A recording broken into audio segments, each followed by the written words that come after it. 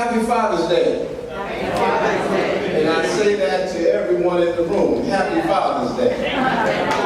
Because you know there are those of us who have the opportunity to have kids in our life, and there are those of us who have taken care and nurtured kids in our life, and there are those of us who've been a father to the community that we live in. And those things are not gender specific. They're simply people who have taken the opportunity to, as Alan said, share some unconditional love with someone and make them feel as though they're protected and loved and nurtured. That's what a father does. I'm happy to be one. My one and only here, Courtney. Stand up, Courtney, and let them see how much you look like your dad.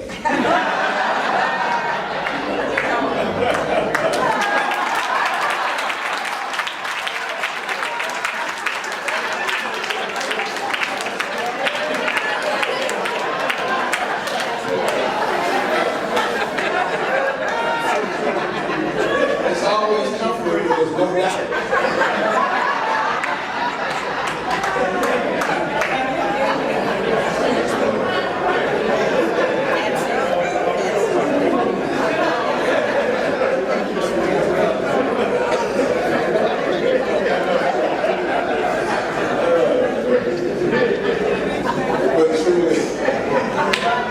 Hey, remember this always gives y'all the jokes I had in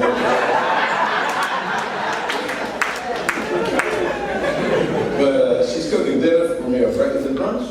She's cooking brunch for me after church. I got to be careful. Oh, you cook, you decided not to? I lost my meal, y'all. Will anybody invite me over? I was told that I was going to be fed at church. When I put on Front Street, she'd be mean. But anyway, we want to wish everybody a happy Father's Day, all of you fathers, all of you mentors, and all of you mothers who by circumstance had to step in and be your father as well in your household. Father's Day.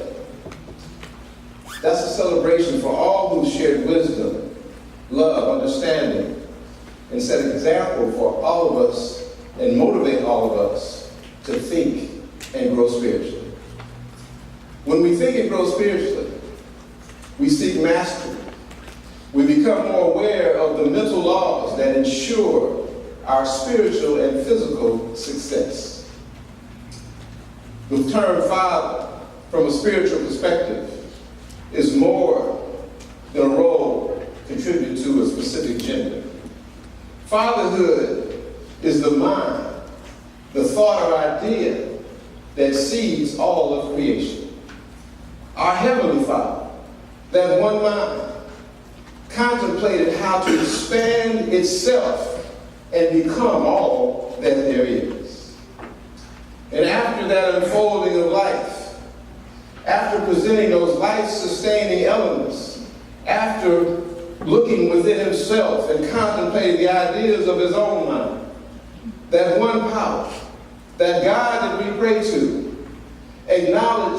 we acknowledge as all of our source and all of our supply.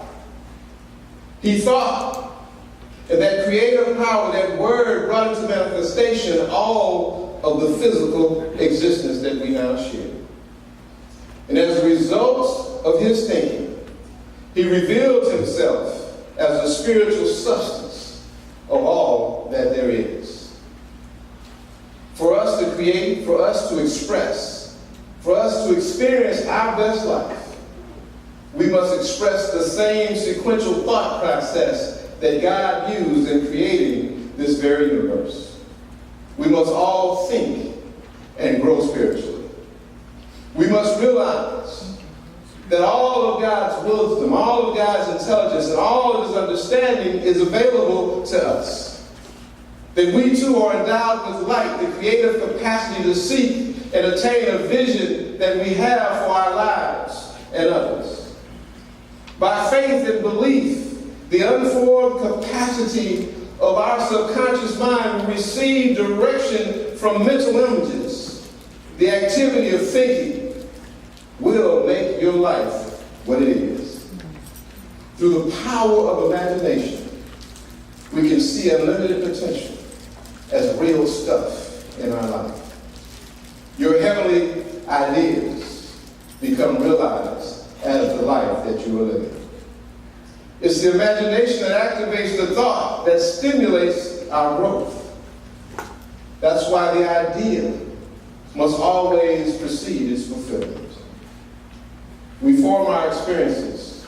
We form our world. We construct our lives by using the same mental process that God used in the original creative process of the universe. Fillmore says it this way. He says, by periods, God created that which produced the sun and that which produced the earth. The earth was unorganized and empty. Darkness covered its surface, but the breath of God vibrated on its fluid face, and the waters were open to express their full potential. We all know the story. Everything began with thinking. Everything starts with a creative spiritual idea, with a thought. That first thought was the awakening of man's spiritual consciousness to the calling of light into expression. That first thought revealed an undeveloped capacity, darkness, that had to be separated and exposed to the light, which is wisdom, in order for us to have understanding, perception of truth and intelligence. Then there had to be a development of faith, a firmament in the midst of the waters, that unexpressed possibilities that is within each and every one of our minds. Most of us has a strong foundation of faith that navigates us through our uncertainty. And with faith abides, it's easy to distinguish the known from the unknown, the day from the night. The most powerful gift that God gave us all was our imagination. It ignites the formative power of mind. Imagination is the power that's capable of bringing everything into form. It formed the earth. It separated itself from the sea, and everything must be complete in mind before it can become our manifestation. That's why we must think and grow spiritually. Those two great lights that God created, the sun of understanding and the moon of our personal will, we have an opportunity to choose which we decide to put in charge of our life. The spiritual I am, which is that spiritual center that God planted in each and every one of us, or our own intellect, which is revealed as the moon, which emphasizes itself with the perception of our faculties, big and small, which God created as stars. The day is our spiritual understanding, and that spiritual understanding must rule our personal will and our personal intellect. When we lead with spiritual understanding, it keeps our lives, it keeps everything in its proper perspective. But you know, God gave us something else to work with, and that's our feeling, that's our sensation, that's our judgment, that's our discernment. With those waters of unformed substance, there were place creatures, there were ideas that could multiply. There were birds that had heavenly thoughts and sea monsters that are life ideas in our body. But with the proper discernment, with the proper judgment in the mind and body working in harmony, all of our ideas, all of our thoughts become divine and spiritual. And then we can put our life into motion.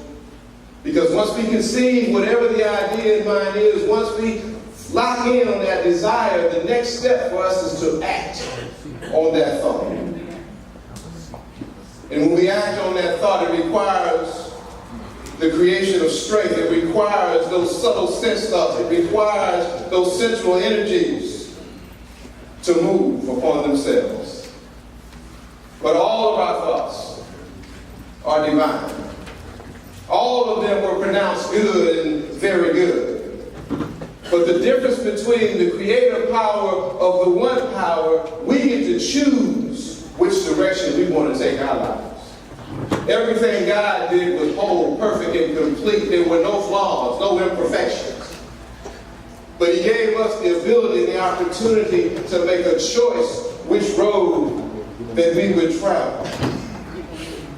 Our ideas can become constructive and harmonious as light, or they can be destructive and conflicting as the darkness. Our thoughts can be like birds of a heavenly flight of spiritual understanding, or they can be like the fishes and fowls that must be properly allocated and related to the environment that we're in. You see, the idea is not good or bad. It's how we use it that makes it so. Atomic power can have a divine purpose, or it can be the destruction of all humanity. The ultimate destination for our spiritual growth must be the Christ mind.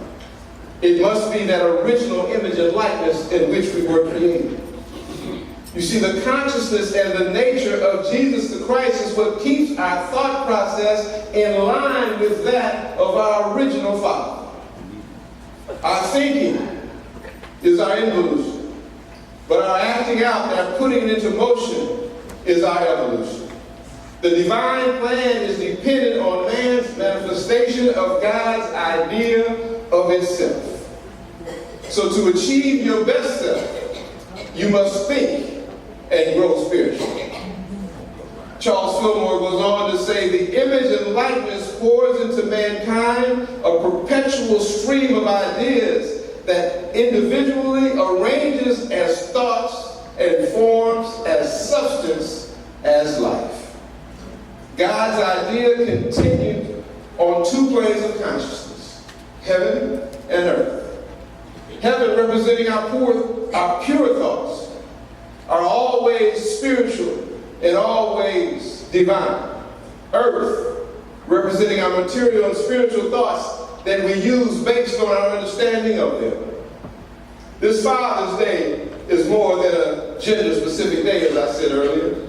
This Father's Day doesn't just represent the male. Father's Day is also a celebration of the female. Father's is a celebration of our expression as well as a celebration of our ability to conceive. Father's Day is expression of our wisdom as well as an expression of our unconditional love that we share amongst each other. To think and grow spiritually is when we form a union of the two. The Father, wisdom and love, unified in our individual consciousness. When we celebrate Father's Day in the natural, we may think of just the fellas. We may let our testosterone get the best of us. But when we celebrate Father's Day in spirit, our thinking must express the male and female qualities that together bring structure to what we call divine law and our divine life. My father, JT, I used to call him. JT lived to be 98 years old. JT was a deep brother, I'd say. He taught me two things that will always be with me. Well, actually three. The first one, as I've shared with you before, whenever I would get out of line and think that I was in charge and he wasn't, and I was going to do what I wanted to instead of what he told me to do, he would say, son, don't let your wooden God fool you. Now, if you think about that statement, he was telling me that the way I was behaving must mean I was worshiping some kind of false idol. Because if I was being true to the God that created me, there's no way that I would be doing what I was doing. But in line with that, what he told me that will always stick with me, and I didn't know it then, but it's probably the reason why I'm doing what I'm doing right now. He said, son, never forget God. No matter what conversation we had, whether it be good, whether it be bad, whether he was scolding me or whether he was praising me, at the end of the conversation, he would always say, never forget God. And in keeping with that, and I had no idea at the time, he exposed me to a writer. His name is Emmanuel Swedenborg. Now, I don't know if any of you have ever read any of his writings, but I encourage you to do so. He was the original metaphysician. Now, I don't know if my dad even thought of him as a metaphysician, because my dad was a very firm, in his Christian beliefs, and he didn't realize that metaphysical understanding is just another form of Christianity. But he introduced me to this guy named Emmanuel Swedenborg. And one of the things that Emmanuel Swedenborg told me through his writing was love and wisdom, like the omnipresence and omniscience, are one with the Lord, yet they proceed from him in two distinct attributes. I'm going to say that one more time. He said, love and wisdom, like the omnipresence and the omniscience, are one with the Lord, yet they proceed from him as two distinct attributes.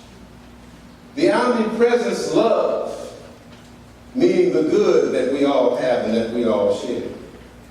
The omniscience is the wisdom which gives us true meaning to our truth. The Lord is omnipresent with man in the good of his life. And from that good, truth and understanding reveals the omniscience of his wisdom. Ernest Holmes puts it this way. He reminds us that the spirit man is equipped with decision, with will, with choice, with volition, with intellect, and with purpose.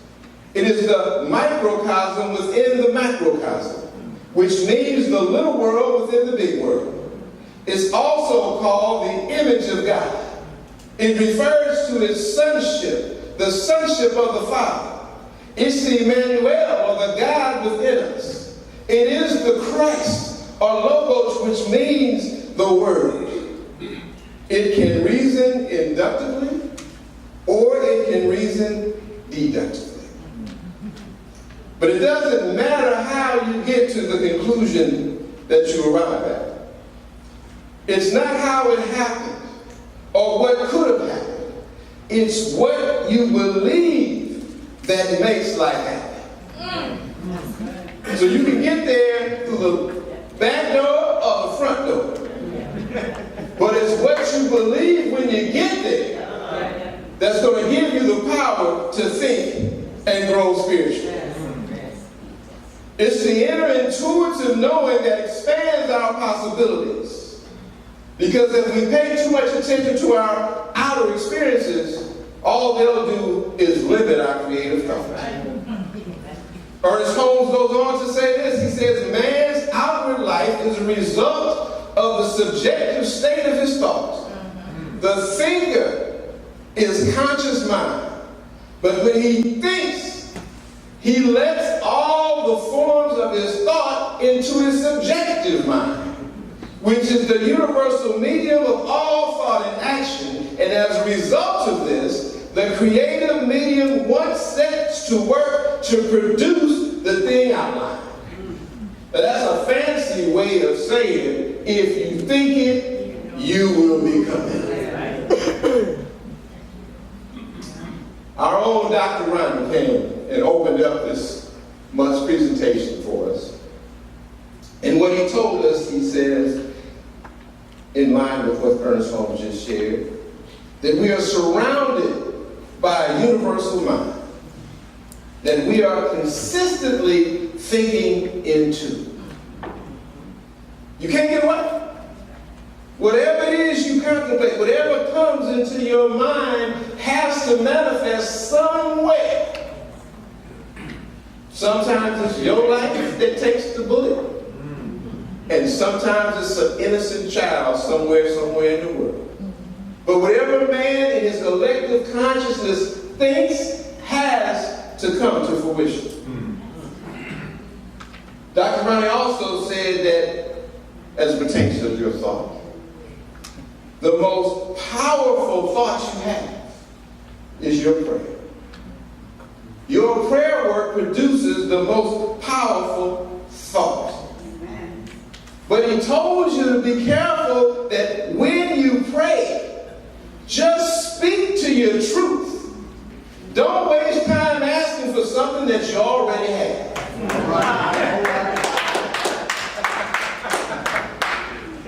He also told us that if you believe, if you truly have a strong faith, what appears to be dry bones can become the spiritual whole body. So just because it doesn't look like it's going to work, if your faith is strong, if you believe in the idea in your mind, if you see yourself where you want to be, those dry bones can come together and coat themselves with the flesh and the understanding, and you look good enough to go anywhere.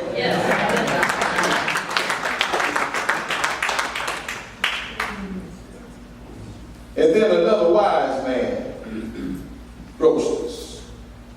His name is Reverend Paul. And Reverend Paul reminded you not to let that outside noise. You know, we allow outside noise to dictate who is going to become the 45th president of the United States of America. We spent a whole lot of time focusing on the outside noise, and while you were focused on the outside noise, you got tricked.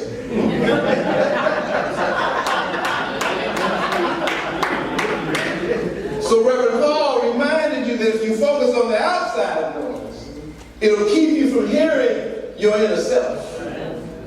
You won't hear what's truly important.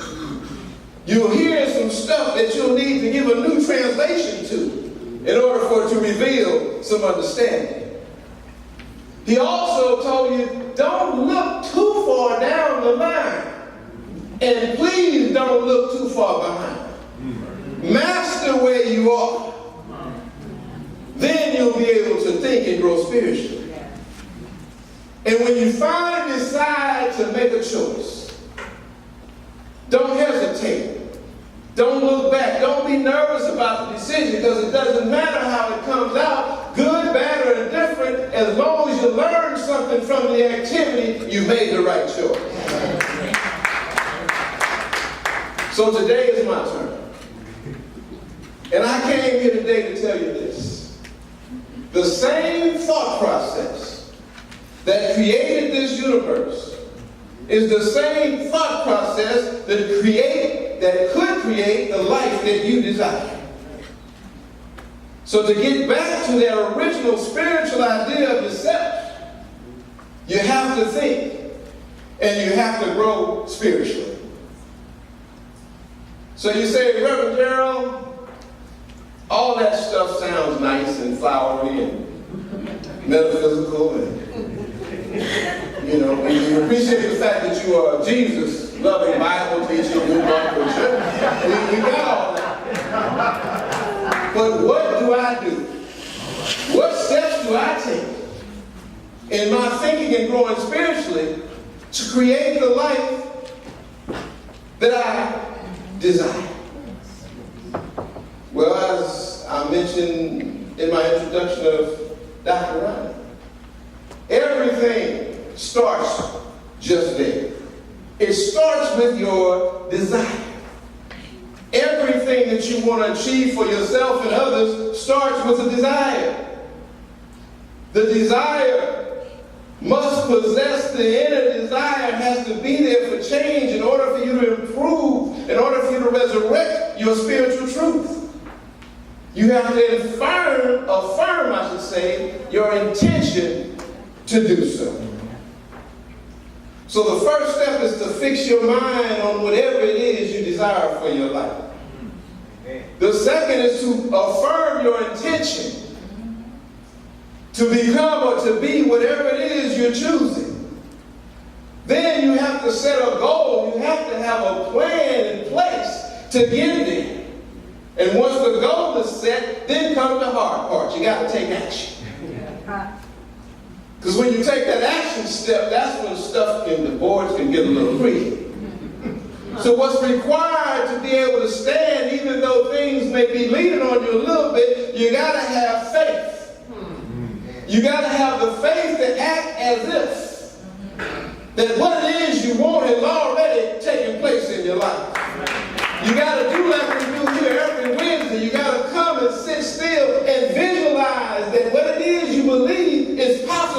you achieve. In that faith, you create a consistent dialogue with yourself. And you do as Dr. Ronnie said, you exercise the most powerful thought that you have, which is to meditate and pray and affirm. When you pray without ceasing, it acts as an auto-suggestion. Your repetition, your consistent self-talk, your instruction to the subconscious mind developed by an emotion of faith, and your feelings and your knowing gives you control over what enters your subconscious mind. Because if you think it is going to happen, so you don't want to put the wrong stuff in, because you'll get what? You'll get the wrong stuff out. And everything that comes into our subconscious, we get to control it. But the hard part is controlled by those 5 senses that we have. See, well, a lot of times, whatever we see is what we believe is real. A lot of times, what we hear is what we act upon. Could be a lie. Don't even have to be the truth. A lot of times what we smell tells us that it's going to taste excellent. Not always the case. Some of y'all like the way chicken smell. Did I make my point?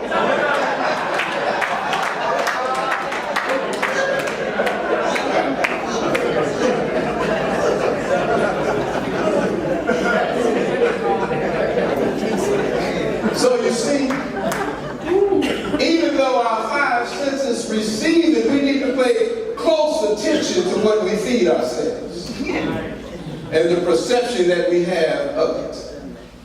Combining our desires with faith to consistently affirm our spiritual truth to our subconscious mind. That is one of the keys to thinking and growing spiritually. We must always continue to seek the wisdom and understanding. We must always seek to gain access to that specialized knowledge that can help us get to where we want to go.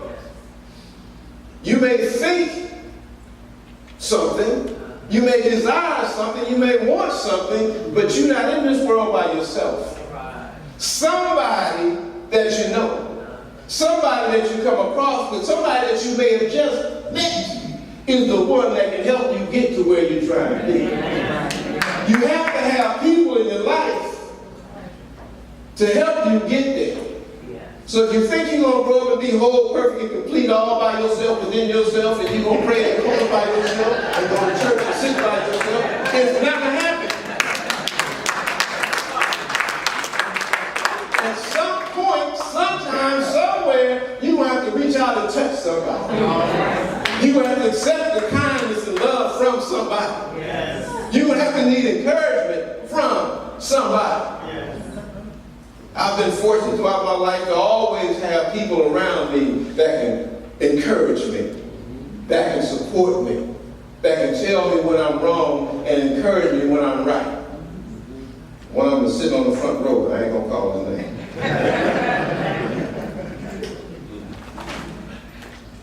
You have to continue to use that gift that God gave you, which is that imagination. That could be the idea that exists within you, or the new ideas that come into your mind. You have to apply the divine principles to those ideas. You have to be not just the creator of your life, you have to be the seller of your creation. What do I mean by that? Not only do you have to contemplate and have a vision for what you want to do with your life, you're the one that has to go out and promote it for yourself. Without self-promotion, nothing is going to happen. Amen. And self-promotion can go either way. Yes. You can promote yourself from the spiritual I am, you can take the Christ perspective, yes, or you can take the opposite. How you do it is up to you. Yes. But the truth of the matter is, nothing happens for you unless you pick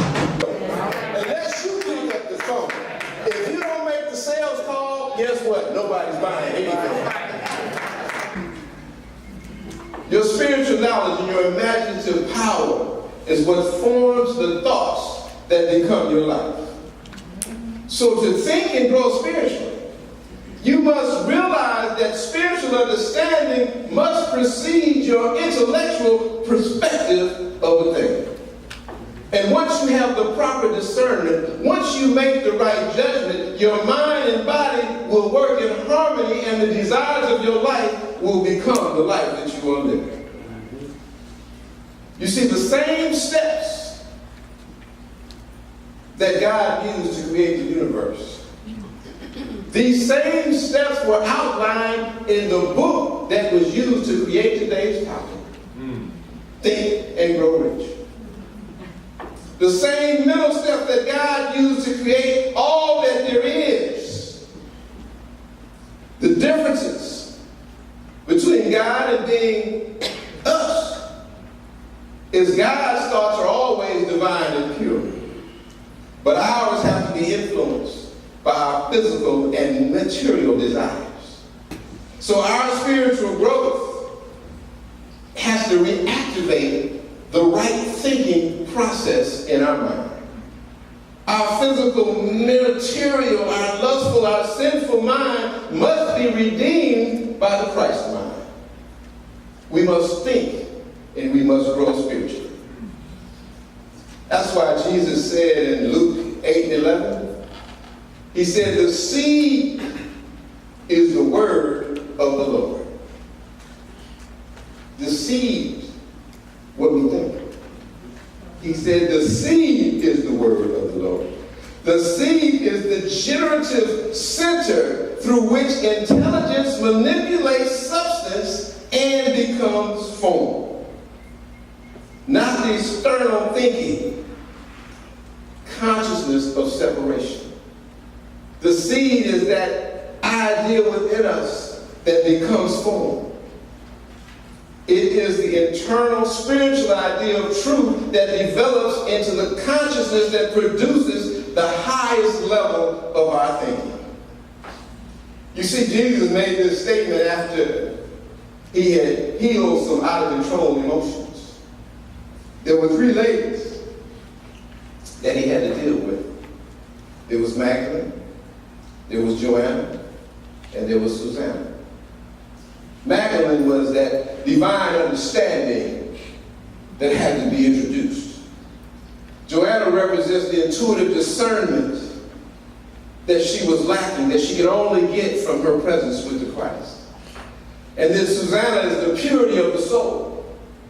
We talk about the soul, we talk about that subconscious mind. If there's too much junk in your trunk, if you're holding on to too much stuff that happened when I was a child, if you can't forget the one that left long enough to put yourself in a frame of mind to get somebody else, you're going to always be stuck in that same position. So the purity of the soul has to happen in order for you to think and grow spiritually. So let me just read to you a little bit about what he said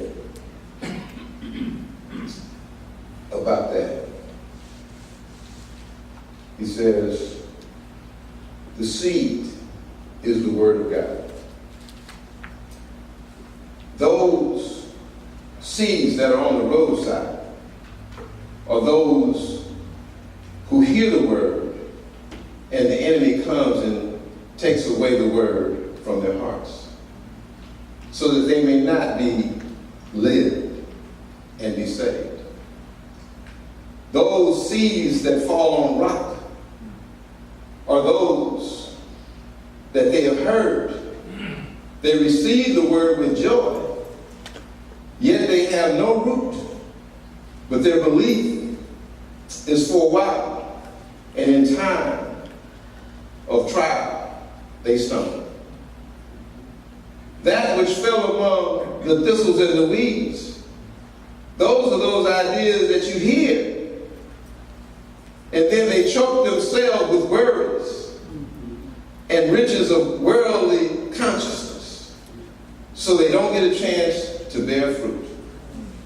But those seeds, those ideas that we put in good soil, those those ideas that hit a pure subconscious.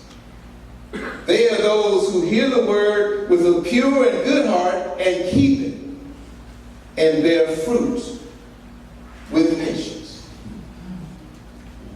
You see those seeds on the roadside? They get trampled and eaten up by the birds.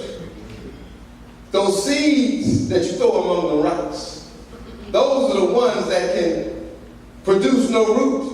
So they get no moisture and those ideas are soon dried up.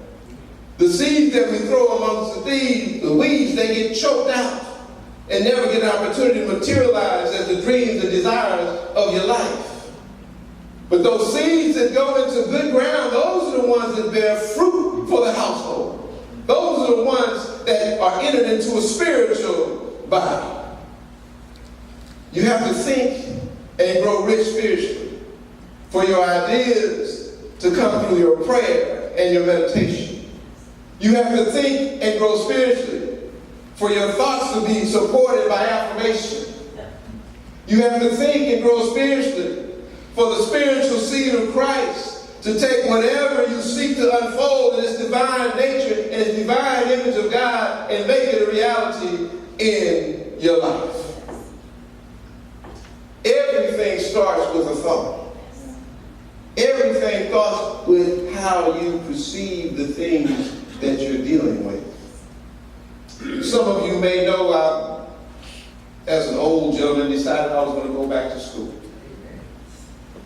I'm over at Loyola and we're studying how to become an effective addiction counselor for those affected with drug and alcohol addictions, and any addiction. It could be food, it could be hoarding, whatever it is.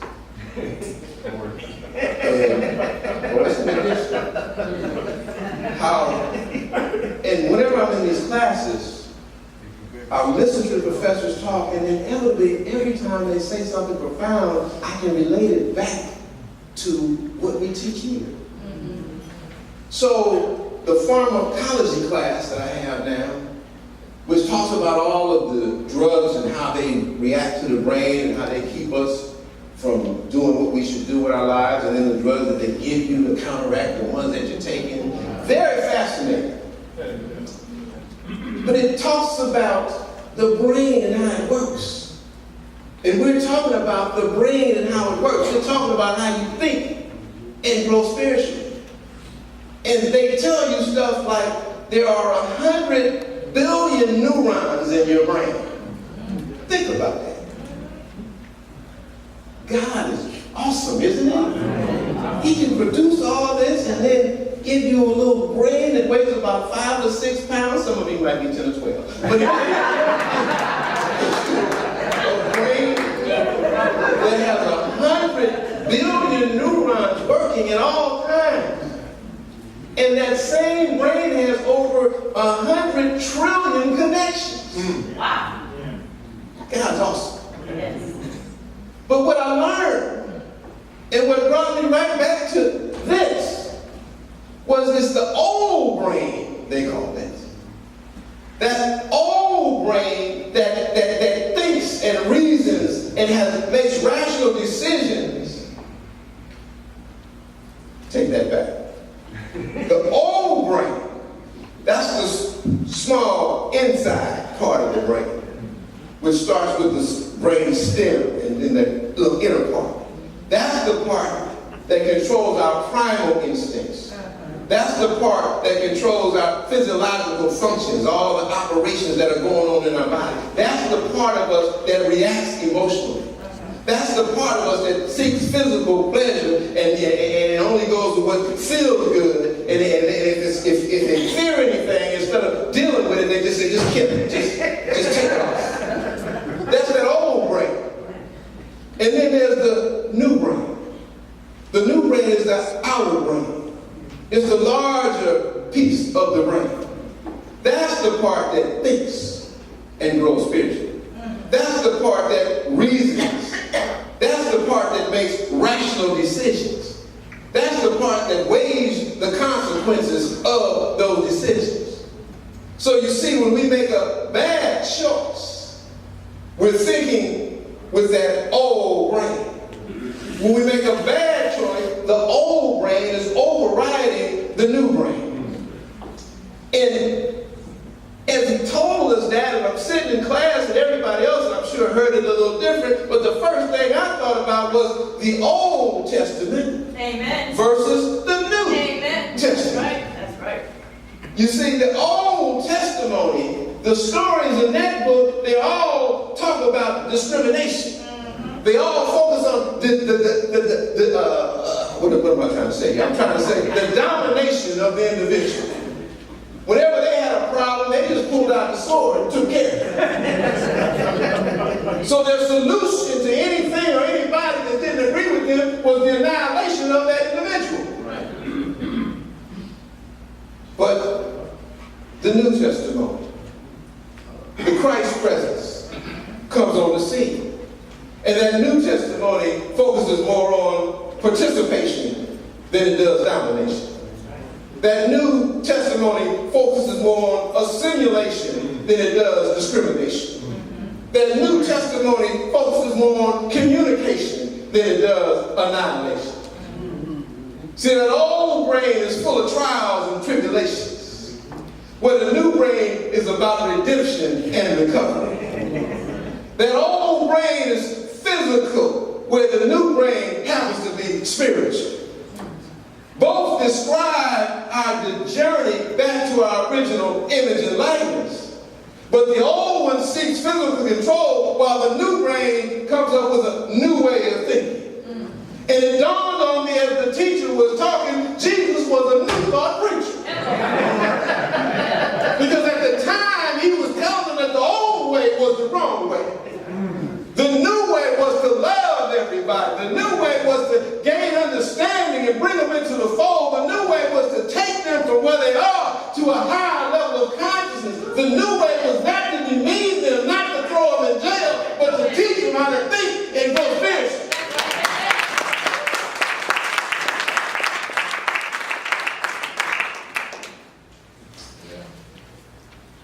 You have to have a new thought about yourself. No matter what your circumstances, you have to have a love for others. You have to have a knowledge of the divine presence within you. You have to know that this life that you are living ain't about you right now. It's an eternal process. So if you don't get it right, you got plenty of opportunities later.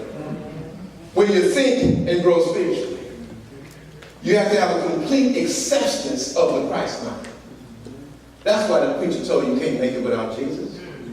You have to accept the consciousness and the nature of the Christ as your Lord and as your Savior. To think and grow spiritually requires the knowledge of your spiritual truth. To think and grow spiritually, you have to build your life on a foundation of faith. To think and grow spiritually, the only motivation you need is the motivation of love.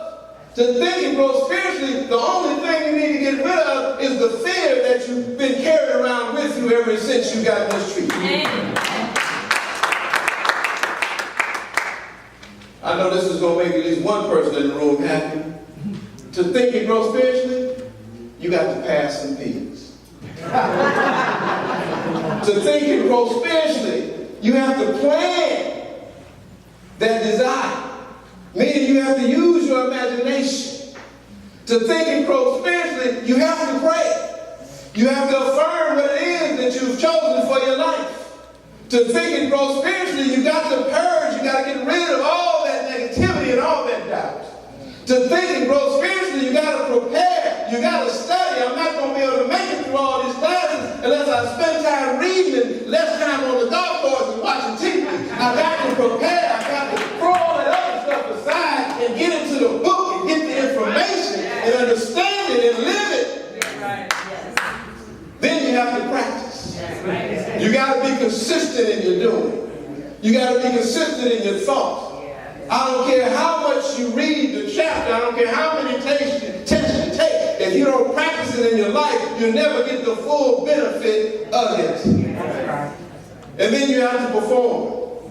Not just when things are going well, but when the going gets tough, when the ball ain't laying on level ground, you got to perform. You got to hit it no matter what. You still got to get to the same green no matter whether you're on a flat lie or a hillside lie. You have to perform no matter what happens in your life. Too often, we're on a roll. Too often, we're making everything work. Too often, we got the job we want, we got the wife we want, we got the house we want, we got the car we want, and then you get the diagnosis that you don't want. You got to perform anyway. That's right. You got to continue to think and go spiritual. You got to know that what somebody told you does not have to be the end of you. That's right. It can be the beginning of you as a new expression here or a new expression somewhere else. It's still a beginning. That's right. So after you perform, you have to prevail. You have to prove God can do all things. That's right. Then there's one thing left to do, and that's give him some praise. Right. And you can't praise him unless you focus on the positive. You got to know that you can praise him because the victory is in the journey, not necessarily the outcome. When you think and grow spiritually, you realize that all thoughts come from the Word of God. That all thoughts that enter your mind are divine. But it's how you use them that determine how they're going to outpicture in your life. I'm going to leave you with this, and you've heard it many times. But in Romans 12:2, it breaks it down and simplifies everything that I've told you today. It says, do not conform to the patterns of this world. Don't conform to your old brain. Don't conform to your physical, your material, your lustful desires, which is the world means in Scripture. But be transformed by the renewing of what? Your mind. When you think and grow spiritually, the Scripture says, then you will be able to test and approve what God's will is for your life. The Scripture says when you think and grow spiritually, His good, pleasing, and perfect will be the result.